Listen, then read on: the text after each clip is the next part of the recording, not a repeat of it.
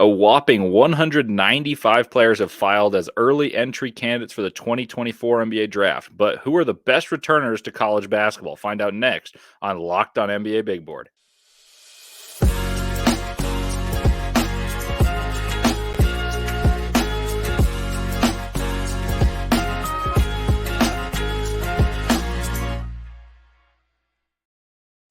Welcome into Locked On NBA Big Board. It's Leif, Thulin, and Richard Stayman back with you guys. It's always a pleasure. Richard and I really appreciate you guys for being listeners, and make this your first listen each and every day as we head to the draft, because it's Richard and my favorite time of the year. We get to reunite in Chicago for the second consecutive year and chop it up about basketball. So we can't wait to talk to you. Richard is one of the most knowledgeable people I know about the draft. You can follow him on @MavsDraft if you don't already. And I'm Leif Thulin, and I love me some college basketball. So I'm excited about this topic that Richard picked out, because I gotta learn more about some of the best players coming back to college basketball, not only departing my beloved game. So thank you guys for listening. This show is brought to you by FanDuel, so thank you to them. And make sure to see if you can win some money picking on your favorite teams. We use your insider knowledge that you gain from listening to Locked On podcasts and your watching of your beloved teams, and try to win some cash on FanDuel. Well, Richard, it's been a pleasure chopping it up with you all week. What's on the agenda today, and who are the guys that stand out to you that returned to school? Yeah, I had several top 60 players return to school, including a couple first round picks. So I was a little bit sour about that, but the draft will still be interesting. I'm not going to say it's a good draft, but it just furthers the next year and the year beyond's drafts going forward. Anyone in particular stand out to you? Because as I look at this list, there's a couple that stand out to me as better college players than prospects, and that's probably why they returned. Are there any that you think, like you mentioned, top 60, that you felt like, man, they should have stayed in the draft?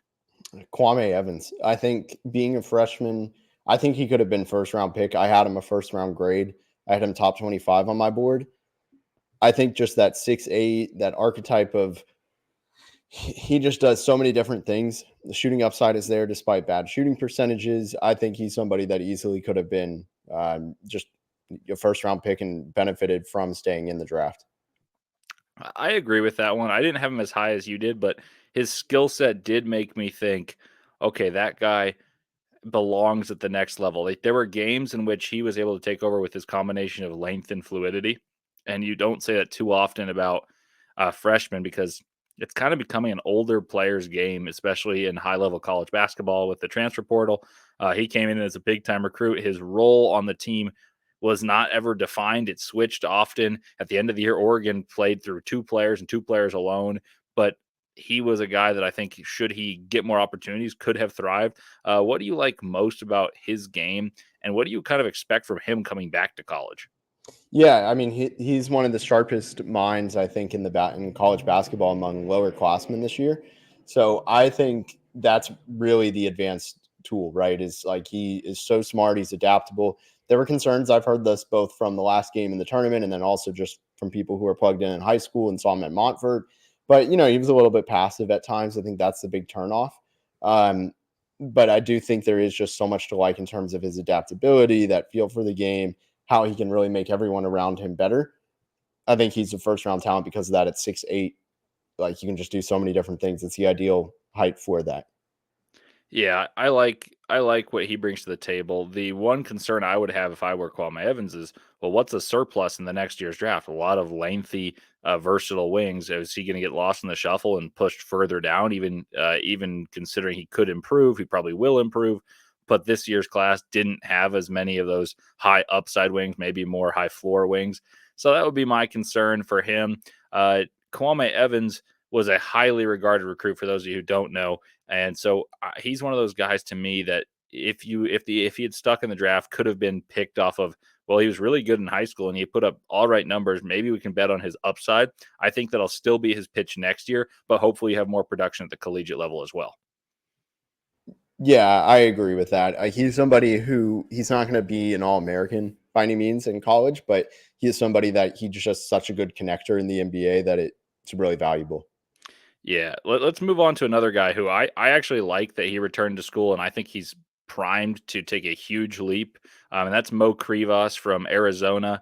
He is a 7'2" big. I actually saw him play in person 3 times this year, and he's someone who has a lot of skill and variety that you don't necessarily associate with someone being that big and raw as a freshman, which is really good. But he was trapped alongside Umar Ballo, alongside Kashad Johnson. I would have argued that the best lineup that Arizona could have employed was small ball with neither of the bigs in there and playing Kashad Johnson as a 5 and just embracing athleticism. So I'm curious to hear what you think about Mo Krivas and what your expectations are for him, and especially considering Arizona is going to look a little different. They graduated a couple other players. They bring back Trey Townsend from Oakland, who was actually the best player on Oakland, not Jack Kolke, but despite what you saw in the tournament. And I think it'll be really interesting to see what Arizona does. And I think there's a chance he's an all Pac 12, or should I say now Big 12 performer. And that's a weird sentence for me to say, but I like Mo Krivas. What about you? Yeah, I'm a fan of his game. I was really shocked that his field goal percentage was so low, only 55%, despite being like 7'2". But I was also intrigued by just the fact that he got to the free throw line about once a game, and he made a lot of his shots, like almost 80%. That was really intriguing. So I did not expect that shooting upside to be there. He didn't take any threes, but I think just his physical presence, that tall center, is just something that, like we talked about it with the bigs earlier this week. I think he is somebody that could easily be in that same level of discussion of like a top 7 big in a draft. Yeah, I wonder what his actual role will be, because if you look at Umar Ballo leaving, and aside from just chasing money at Indiana, where he's rumored to get a $1.2 million, but it's not like Arizona are the sisters of the poor. Like they could definitely hand him some money as well. I wonder if he, in a similar way to what Drew Timme did to Philip Petrusev, kind of pushed him out. He's like, look, I'm actually the better basketball player, and you want to keep me? Here's the way to do it. Send him away. And I'm not sure it was said that way, but that's kind of effectively what happens in college basketball sometimes. So I wonder if he's going to be a type of guy who can assert himself, because he was not lacking for confidence. He shot a lot. And I think that's why his percentage wasn't as good, is because he would play against starting units as a freshman and get bumped off his spot, but he'd be in a good enough spot and has good enough footwork to get good shots. What is his, you said a top 7 center in the upcoming draft. What would have his draft range been this year? If there, what would you have ranked him, just, or was it too unfounded at this point? Yeah, he was more of that, like he's a project that develops better in the NBA, maybe in college was the hope. And I had him like at the end of my second. I think somebody would have taken a chance on him. He's a freshman that is really tall, has some shooting upside, like from the free throw percentage. I think somebody would have taken a chance on that in the late first or early mid second. Yeah, I think that's very feasible as well.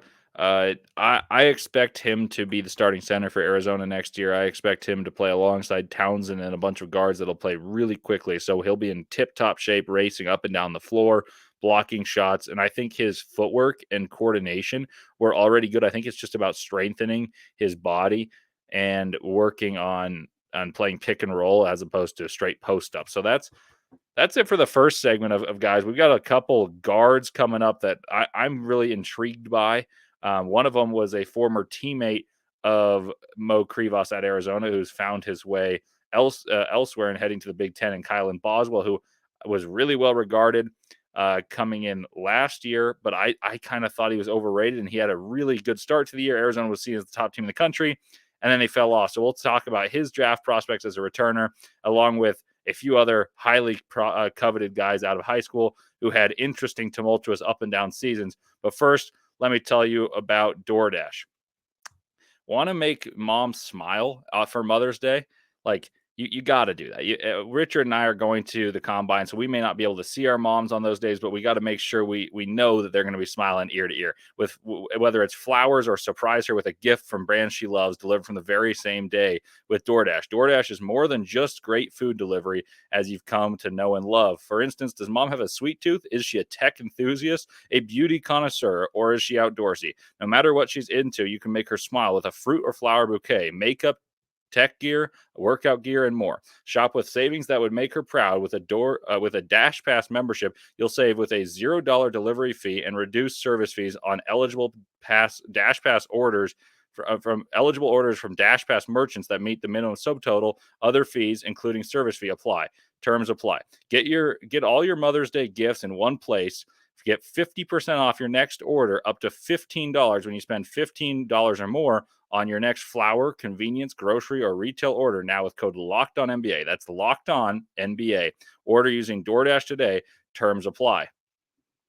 I also want to tell you all about FanDuel. It's winner take all time in the NBA and NHL playoffs, and FanDuel is giving you a shot to bring home a big win of your own. Right now, new customers get $150 in bonus bets with any winning $5 bet. That's $150 to bet on spreads, money lines, player props, and more. Visit FanDuel.com/lockedon and make every playoff shot count. FanDuel, America's #1 sportsbook. Welcome back into Locked on NBA Big Board, and you're hearing from the expert Richard Stayman over here. But let me bring this up to you guys. Are you still watching Fox Sports or ESPN on your TV all day long and have to turn down the volume with all that shouting and monotonous noise? Well, I've got the solution for you. Make the switch to Locked on Sports today, a free 24/7 sports streaming channel program for you every day to bring you the biggest stories without all the screaming. Locked on Sports today brings you can't miss analysis, opinions, and news streaming 24/7 on Locked on YouTube or the free Amazon Fire TV channels app, part of the Locked On Podcast Network, your team every day. All righty, welcome back to Locked On NBA Big Board. I'm Leif Thulin. I'm joined by Richard Stayman, and he put together a list of prospects that he's excited to see in play collegiate basketball. I'm excited to see in collegiate basketball, but I also want to dive into, do we think it's a good idea for them to return to college basketball? And the next two that we're going to talk about, I teased Kylan Boswell, but the other one is Rody Gayle. I think that it's an excellent decision to come back. So let's start with Kylan Boswell here, who is a player I didn't think was very good at all last year. He was the kind of the metronome for Arizona. The college basketball fan of me was like, well, their point guard's not great. I don't think they're going to go that far, despite everyone else on their roster being very good. But Boswell sports unique traits. He's 18 years old as a sophomore. He'll be a junior next year with a chance to really play in a point guard friendly offense at Illinois. He shot well his freshman year, so there was a lot of faith. He's kind of built like a bulldog. He's really strong, and defensively, he's got good hands and anticipation. Started the year off well. Pac-12 play struggled. What do you make of his stock coming in next year, both as a draft prospect, and what would you have made of it this year? Because I felt like it was kind of non-existent, so it was a good decision to come back. Yeah, he was one of my biggest followers going out throughout the year. I think he made the right decision to both transfer and not enter the draft. He is an absolute sharpshooter. I do think that is something where like he can hang his hat on just the ability to get any shot up at any part of the perimeter. So that is impressive. I also thought he had some active hands at times. Really, that whole Arizona team, I don't think anybody but like Kashad Johnson, correct me if I'm wrong, is really testing the waters. I know Jaden Bradley and KJ Lewis are. I don't expect them to stay in. Maybe one of them does. I'd be shocked if both do. But with Boswell, like, I fell in love with the shot for a bit, but watch his games where his stats are just really poor. You will really struggle to find anybody who had a more invisible outing than him in those games. So to me, that's really worrisome.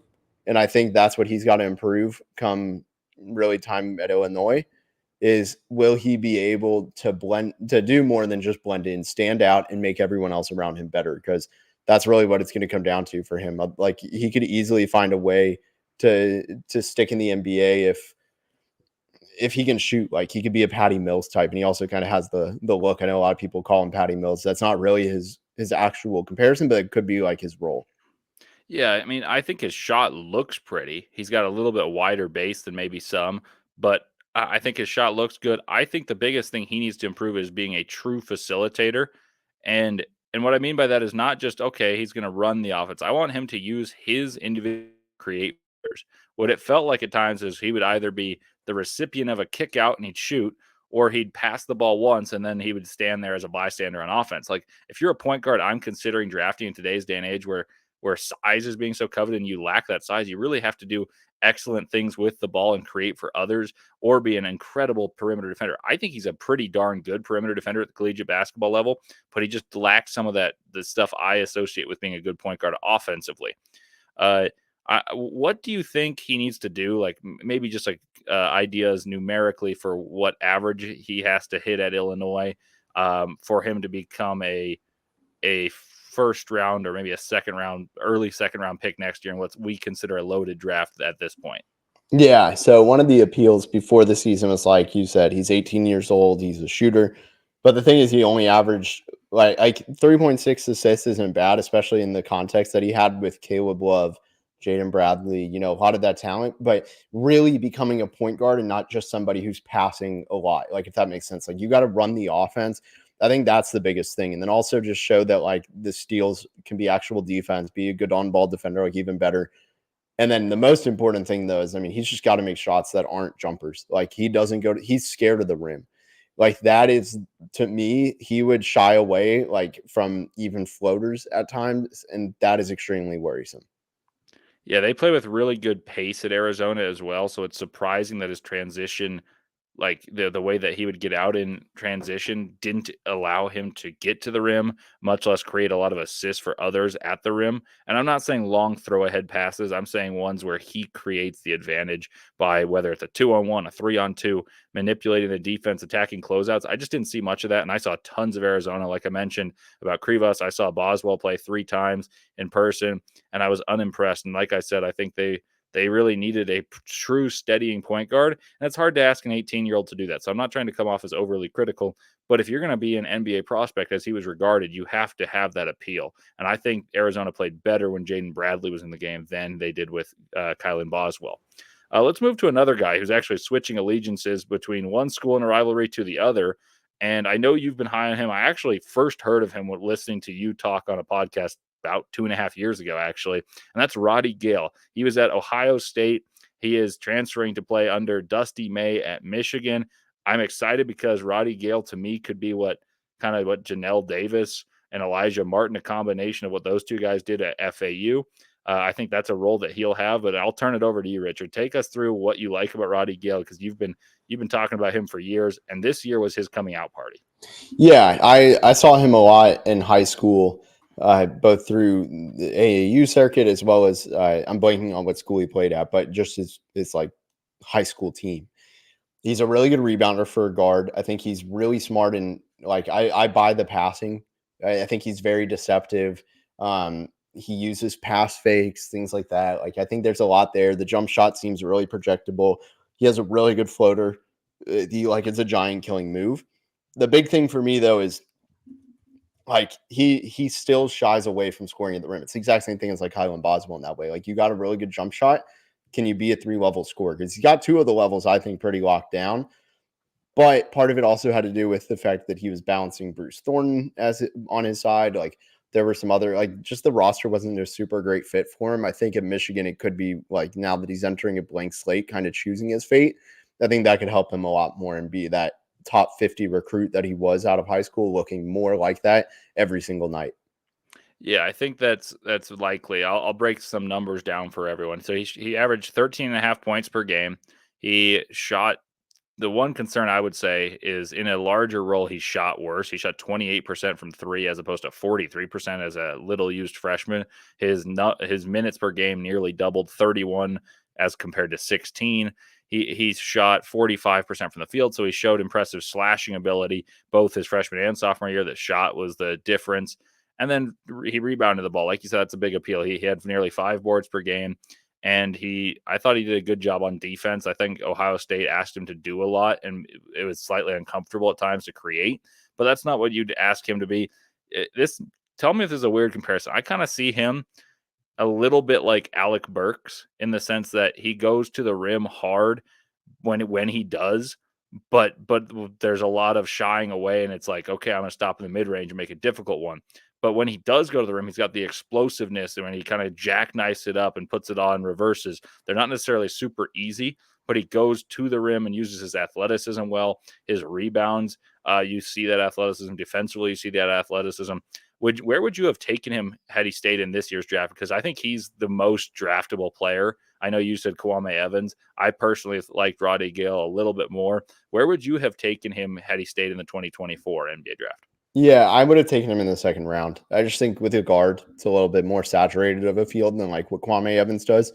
So that was kind of the difference for me. But I still think I would have taken him in the second round and given him like the top 2 way and given him real chances to play with the team, or even like a late guaranteed, not guaranteed, but like, one of those, or yeah, like guaranteed contract pretty much where he can play in and eventually earn his way, but you're kind of doing it more for next year, not this first year.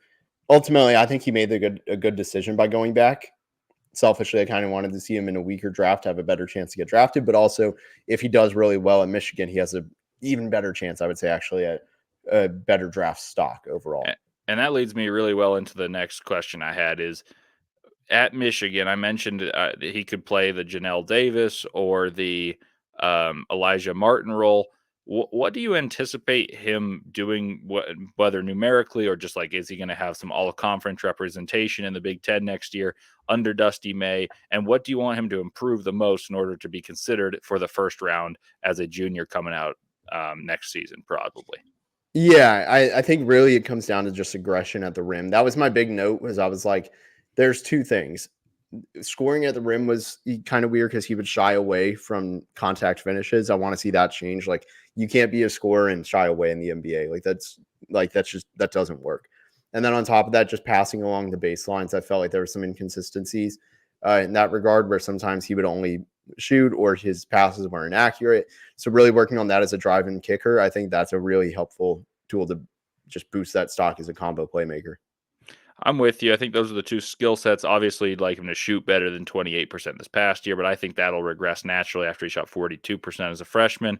I want him to score about 16 a game. I think the 3 point, maybe 2.5 point leap is very feasible. I think Michigan will be a more consistent team next year than was Ohio State this past year. Obviously, they got hot late, made a late surge in the Big Ten tournament, fell to the eventual Big Ten champs, Illinois, and Rody Gayle was really good at the end of the year in some of those games. I want to see a more consistent 16 a game as opposed to that kind of topsy-turvy, really good game, a kind of quiet game. I think there can be a consistent 16 a game, and I want to see that from him.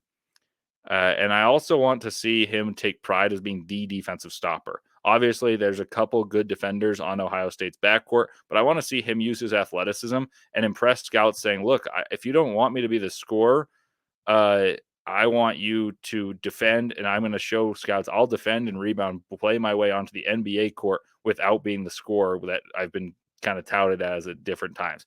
So speaking of defensive versatility, there's a guy coming up in the next segment that is all defense. We want to see improve offense. So we'll talk about him coming up next in the final segment for the top returners of the 2025 draft. But first, let me tell you about Monopoly Go. We've all been there, either as a player or a fan. It's halftime and the scoreboard is not looking good. You're feeling low, not sure you or your team can pull out the win. That's when you dig deep, lift your head up, and say to yourself, time to get back in the game. Pull off some bank heists and take as much of your friend's money as you possibly can. That's right. The smash hit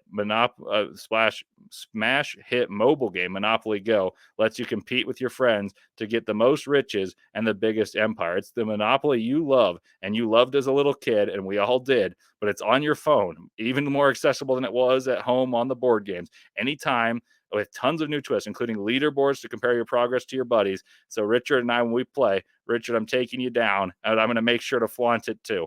There's so much to do. Play on countless dynamic Monopoly boards. Make sure that your friends know that when they're doing well, you can smash their landmarks with a wrecking ball. Charge other players for rent in your iconic properties, and you can even work with your friends to crack open community chests and in leaderboards and tournaments, get extra rewards in order to climb to that very elusive number one spot in the leaderboard.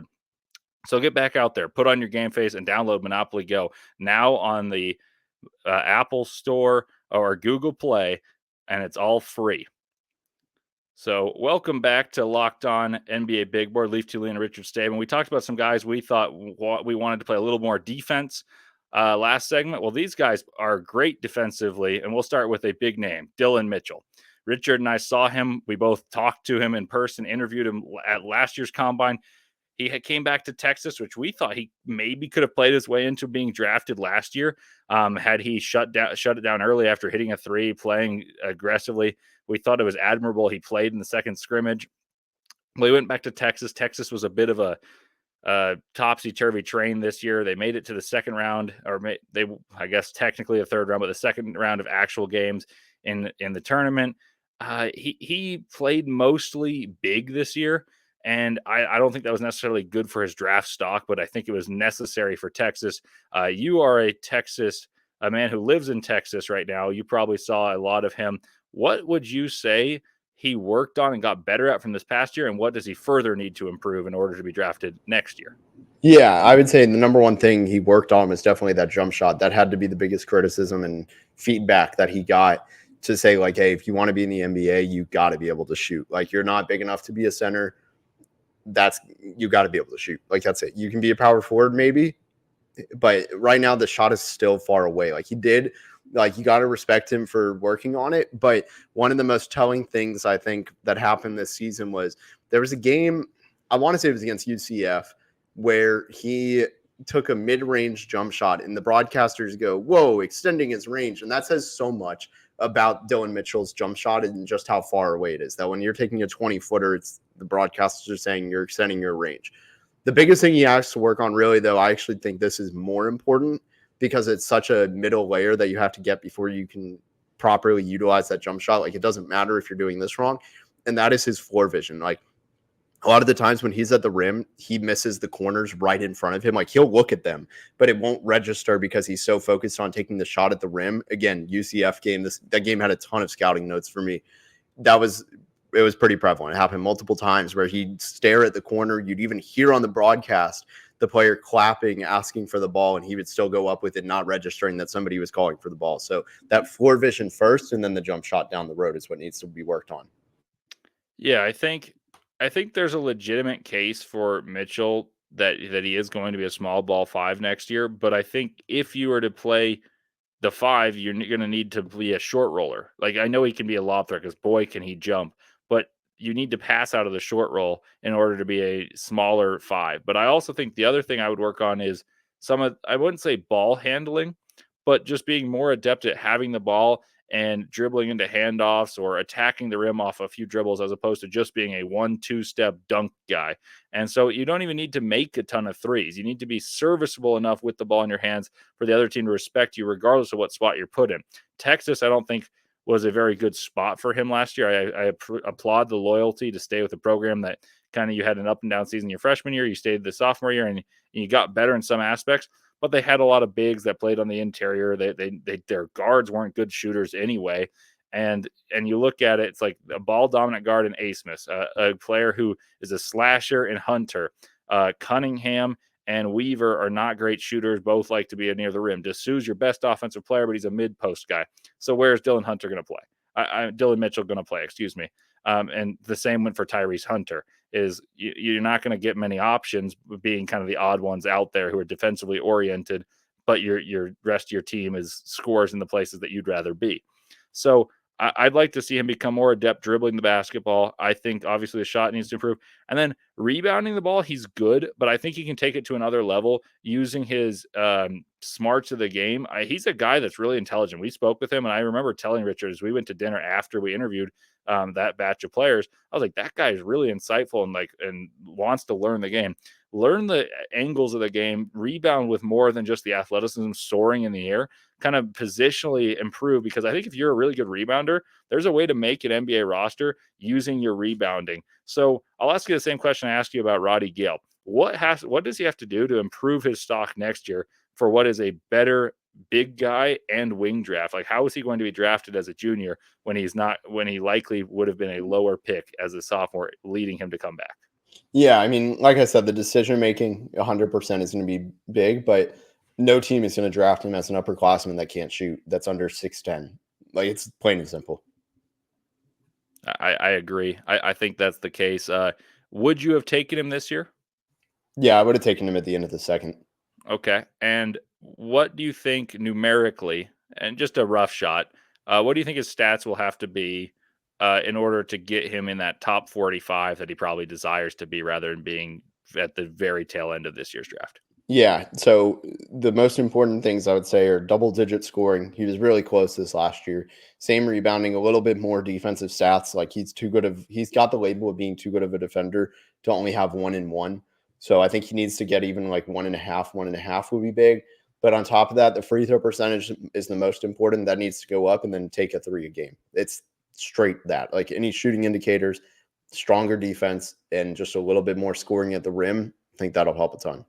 All righty, you heard it here from the man himself, Richard Stayman, who he makes some boards that have a lot of players on here. These guys are at the fringes, but he covered them all, and we will be talking about them coming up this next season, and we'll be back with more in the coming days. So thank you for making Locked On NBA Big Board your first listen. With your next listen to Locked On NBA. Listen about the playoffs, become educated about what team's going to win and why.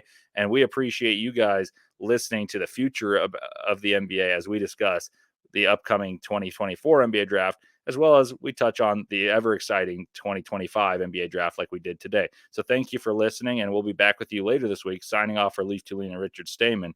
Enjoy your day.